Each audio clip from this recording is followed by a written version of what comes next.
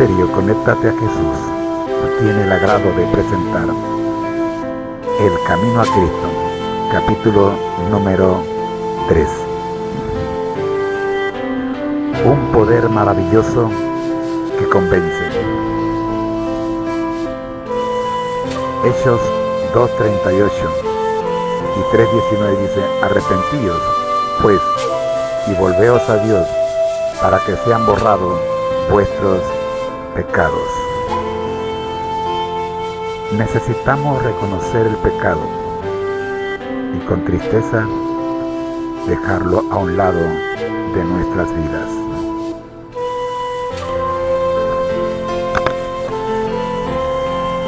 Con esta pequeña introducción, escuchemos El Camino a Cristo, capítulo 3.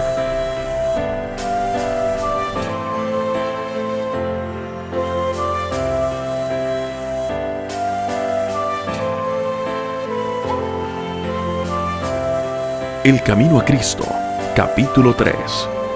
Un poder misterioso que convence. ¿Cómo se justificará el hombre con Dios? ¿Cómo se hará justo el pecador? Solo por intermedio de Cristo podemos ser puestos en armonía con Dios y con la santidad. Pero ¿cómo debemos ir a Cristo? Muchos formulan hoy la misma pregunta que hizo la multitud el día de Pentecostés, cuando, convencida de pecado, exclamó: ¿qué haremos?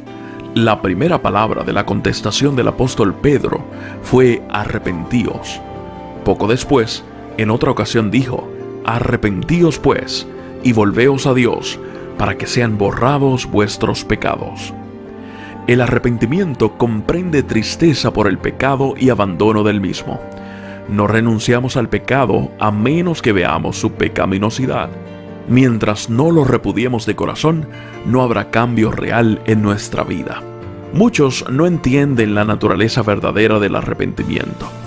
Muchas personas se entristecen por haber pecado y aún se reforman exteriormente porque temen que su mala vida les acarree sufrimientos. Pero esto no es arrepentimiento en el sentido bíblico. Lamentan el dolor más bien que el pecado. Tal fue el pesar de Esaú cuando vio que había perdido su primogenitura para siempre. Balaam, aterrorizado por el ángel que estaba en su camino con la espada desenvainada, reconoció su culpa porque temía perder la vida, mas no experimentó un sincero arrepentimiento del pecado. No cambió de propósito ni aborreció el mal. Judas Iscariote, después de traicionar a su Señor, exclamó: he pecado entregando la sangre inocente. Esta confesión fue arrancada a su alma culpable por un tremendo sentimiento de condenación y una pavorosa expectación de juicio.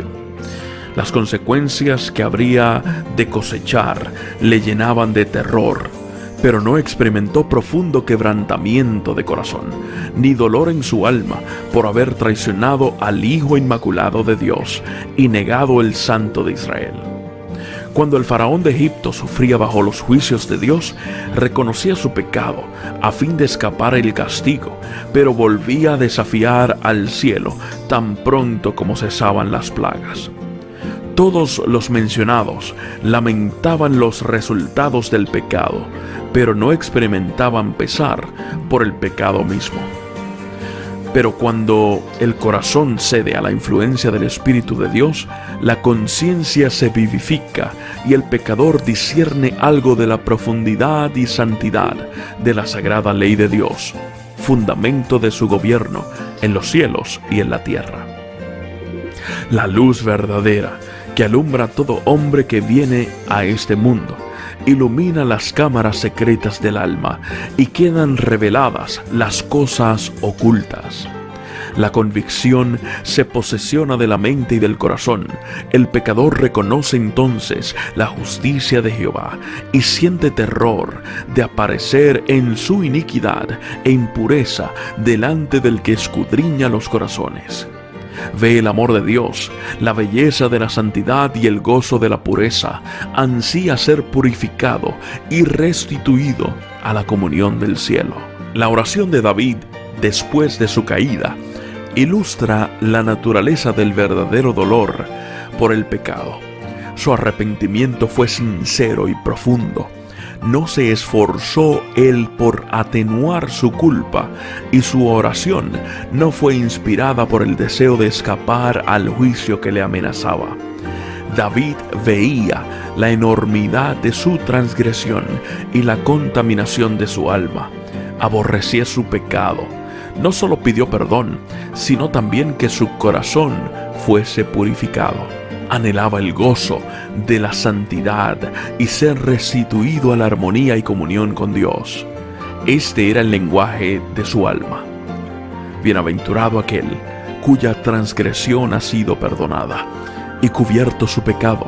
Bienaventurado el hombre a quien Jehová no atribuye la iniquidad y en cuyo espíritu no hay engaño. Apiádate de mí, oh Dios, conforme a tu misericordia, conforme a la muchedumbre de tus piedades, borra mis transgresiones. Porque yo reconozco mis transgresiones, y mi pecado está siempre delante de mí. Purifícame con hisopo y seré limpio, lávame y quedaré más blanco que la nieve. Crea en mí, oh Dios, un corazón limpio y renueva un espíritu recto dentro de mí. No me eches de tu presencia y no me quites tu Santo Espíritu.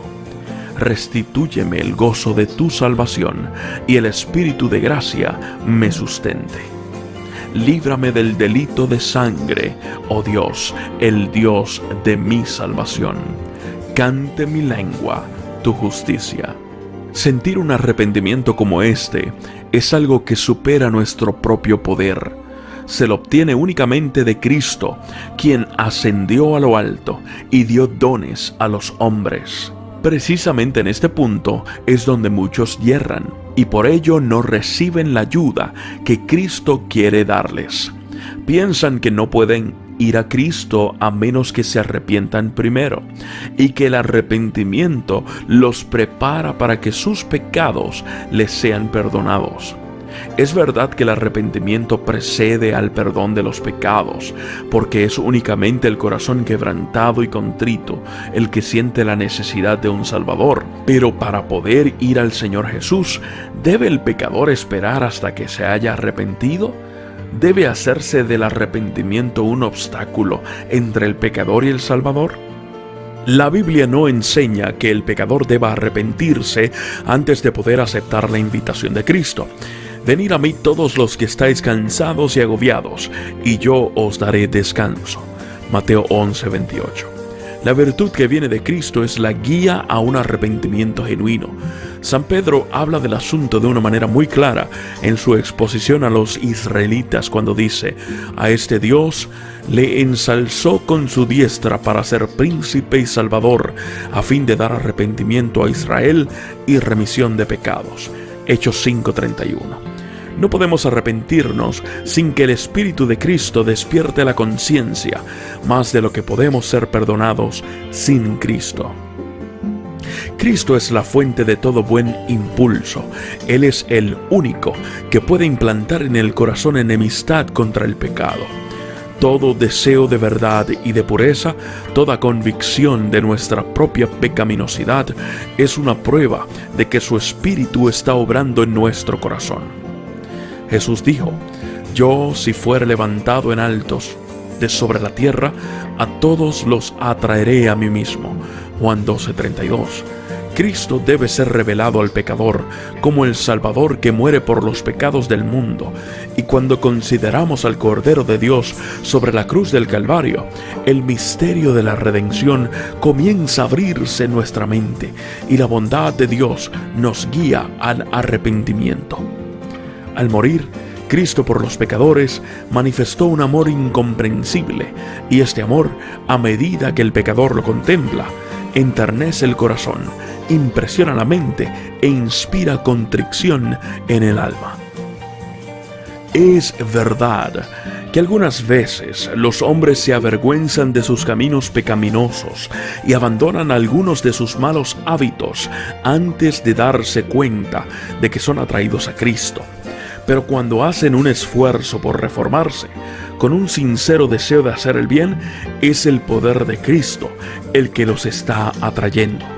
Una influencia de la cual no se dan cuenta, obra sobre el alma, la conciencia se vivifica y la vida externa se enmienda. A medida que Cristo los induce a mirar su cruz y contemplar a quien han traspasado con sus pecados, el mandamiento despierta la conciencia, la maldad de su vida, el pecado profundamente arraigado en su alma, se les revela. Comienzan a entender algo de la justicia de Cristo y exclaman: ¿qué es el pecado para que exigiera tal sacrificio por la redención de su víctima? Fueron necesarios todo este amor, todo este sufrimiento, toda esta humillación para que no pereciéramos, sino que tuviéramos vida eterna. El pecador puede resistir a este amor, puede rehusar ser atraído a Cristo, pero si no se resiste, será atraído a Jesús. Un conocimiento del plan de la salvación lo guiará al pie de la cruz, arrepentido de sus pecados que han causado los sufrimientos del amado Hijo de Dios. La misma inteligencia divina que obra en la naturaleza habla al corazón de los hombres y crea un deseo indecible de algo que no tienen.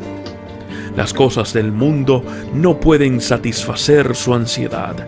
El Espíritu de Dios está suplicándoles que busquen las cosas que solo pueden dar paz y descanso, la gracia de Cristo y el gozo de la santidad. Por medio de influencias visibles e invisibles, nuestro Salvador está constantemente obrando para atraer el corazón de los hombres de los vanos placeres del pecado a las bendiciones infinitas que pueden disfrutar en él. A todas estas almas que están procurando vanamente beber en las cisternas rotas de este mundo, se dirige el mensaje divino: el que tiene sed, venga, y el que quiera, tome del agua de la vida de balde. Apocalipsis 22:17. Los que en vuestro corazón anheláis algo mejor que lo que este mundo puede dar, reconoced este deseo como una voz de Dios que habla a vuestras almas. Pedidle que os dé arrepentimiento, que os revele a Cristo en su amor infinito y en su pureza perfecta. En la vida del Salvador quedaron perfectamente ejemplificados los principios de la ley de Dios y el amor a Dios y al hombre. La benevolencia y el amor desinteresado fueron la vida de su alma. Contemplándolo, nos inunda la luz de nuestro Salvador y podemos ver la pecaminosidad de nuestro corazón. Podemos lisonjearnos como Nicodemo de que nuestra vida ha sido muy buena, de que nuestro carácter es perfecto y pensar que no necesitamos humillar nuestro corazón delante de Dios como el pecador común. Pero cuando la luz de Cristo resplandece en nuestras almas, vemos cuán impuros somos. Discernimos el egoísmo de nuestros motivos y la enemistad contra Dios que ha manchado todos los actos de nuestra vida. Entonces conocemos que nuestra propia justicia es en verdad como andrajos inmundos y que solamente la sangre de Cristo puede limpiarnos de las manchas del pecado y renovar nuestro corazón a su semejanza. Un rayo de luz de la gloria de Dios, un destello de la pureza de Cristo que penetre en el alma, hace dolorosamente visible toda mancha de pecado y cubre la deformidad y los defectos del carácter humano. Hace patentes los deseos impuros y la infidelidad del corazón y la impureza de los labios. Los actos de deslealtad del pecador que anulan la ley de Dios quedan expuestos a su vista, y su espíritu se aflige y se oprime bajo la influencia escudriñadora del Espíritu de Dios. Se aborrece a sí mismo, viendo el carácter puro y sin mancha de Cristo. Cuando el profeta Daniel vio la gloria que rodeaba al mensajero celestial que le había sido enviado, se sintió abrumado por su propia debilidad e imperfección. Describiendo el efecto de la maravillosa escena, dice: No quedó en mí esfuerzo, y mi lozanía se me demudó en palidez de muerte, y no retuve fuerza alguna. Daniel 10:8. Cuando el alma se conmueve de esta manera, odia el egoísmo, aborrece el amor propio y busca, mediante la justicia de Cristo, la pureza de corazón que está en armonía con la ley de Dios y con el carácter de Cristo. San Pablo dice que en cuanto a justicia que haya en la ley, es decir, en cuanto se refiere a las obras externas, era irreprensible. Filipenses 3:6.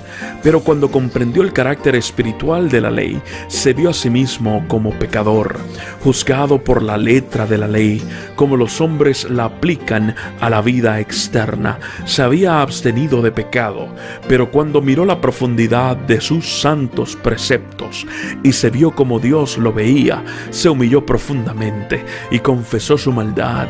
Él dice: y yo, aparte de la ley, vivía en un tiempo, mas cuando vino el mandamiento, revivió el pecado y yo morí. Romanos 7:9. Cuando vio la naturaleza espiritual de la ley, mostrósele el pecado en su verdadera deformidad, y su estimación propia se desvaneció. No todos los pecados son delante de Dios de igual magnitud.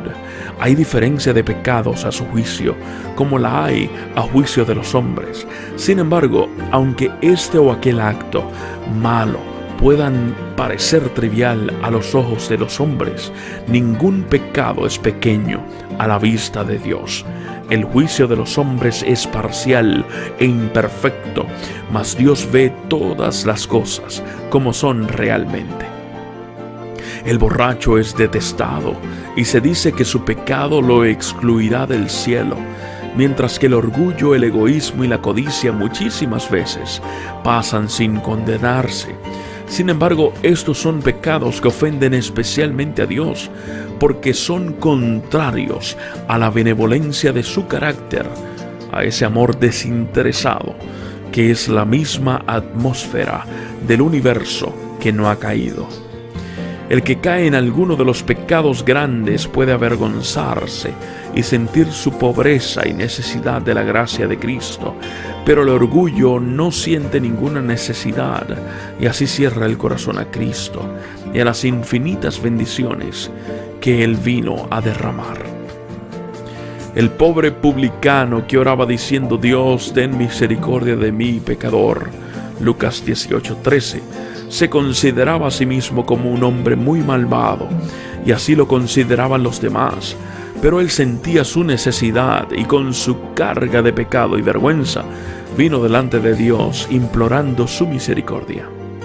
Su corazón estaba abierto para que el Espíritu de Dios hiciese en él su obra de gracia y lo libertase del poder del pecado. La oración jactanciosa y presuntuosa del fariseo mostró que su corazón estaba cerrado a la influencia del Espíritu Santo.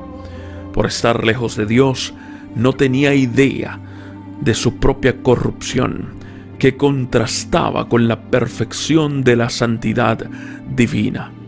No sentía necesidad alguna y no recibió nada. Si percibís nuestra condición pecaminosa, no esperéis haceros mejores vosotros mismos.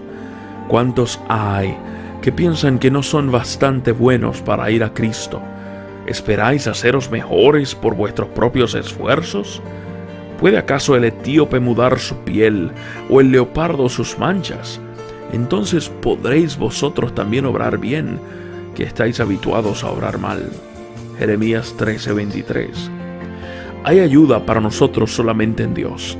No debemos permanecer en espera de persuasiones más fuertes, de mejores oportunidades o de caracteres más santos. Nada podemos hacer por nosotros mismos. Debemos ir a Cristo tales como somos. Pero nadie se engaña a sí mismo con el pensamiento de que Dios, en su grande amor y misericordia, salvará aún a aquellos que rechazan su gracia. La excesiva corrupción del pecado puede conocerse solamente a la luz de la cruz. Cuando los hombres insisten en que Dios es demasiado bueno para desechar a los pecadores, miren al Calvario. Fue porque no había otra manera en que el hombre pudiese ser salvo, porque sin este sacrificio era imposible que la raza humana escapara del poder contaminador del pecado y se pusiera en comunión con los seres santos. Imposible que los hombres llegaran a ser partícipes de la vida espiritual. Fue por esta causa por lo que Cristo tomó sobre sí la culpabilidad del desobediente y sufrió en lugar del pecador. El amor, los sufrimientos y la muerte del Hijo de Dios, todo da testimonio de la terrible enormidad del pecado y prueba que no hay modo de escapar de su poder ni esperanza de una vida más elevada, sino mediante la sumisión del alma a Cristo. Algunas veces los impenitentes se excusan diciendo de los que profesan ser cristianos: soy tan bueno como ellos, no son más abnegados, sobrios, ni circunspectos en su conducta que yo. Les gustan los placeres y la complacencia propia, tanto como a mí. Así hacen de las faltas de otros una excusa de su propio descuido del deber. Pero los pecados y las faltas de otros no justifican los nuestros, porque el Señor no nos ha dado un imperfecto modelo humano, se nos ha dado como modelo al inmaculado Hijo de Dios, y los que se quejan de la mala vida de los que profesan ser creyentes son los que deberían presentar una vida y un ejemplo más nobles. Si tienen un concepto tan alto de lo que un cristiano debe ser, ¿no es su pecado tanto mayor? Saben lo que es bueno y sin embargo rehúsan hacerlo. Cuidaos de las dilaciones. No posterguéis la obra de abandonar vuestros pecados y buscar la pureza del corazón por medio de Jesús. Aquí es donde miles y miles han errado para su perdición eterna. No insistiré sobre la brevedad e incertidumbre de la vida, pero hay un terrible peligro, un peligro que no se entiende suficientemente en retardarse en ceder a la invitación del Espíritu Santo de Dios, en preferir vivir en el pecado, porque tal demora consiste realmente en eso. El pecado, por pequeño que se suponga, no puede consentirse sino a riesgo de una pérdida infinita. Lo que no venzamos nos vencerá y determinará nuestra destrucción. Adán y Eva se persuadieron de que por una cosa de tan poca importancia como comer la fruta prohibida no podrían resultar tan terribles consecuencias como Dios les había declarado. Pero esta cosa tan pequeña era la transgresión de la santa e inmutable ley de Dios. Separaba de Dios al hombre y abría las compuertas de la muerte y de miserias sin número sobre nuestro mundo. Siglo tras siglo ha subido de nuestra tierra un continuo lamento de aflicción, y la creación aún gime bajo la fatiga terrible del dolor, como consecuencia de la desobediencia del hombre. El cielo mismo ha sentido los efectos de la rebelión del hombre contra Dios. El Calvario está delante de nosotros como un recuerdo del sacrificio asombroso que se requirió para expiar la transgresión de la ley divina. No consideremos el pecado como cosa trivial.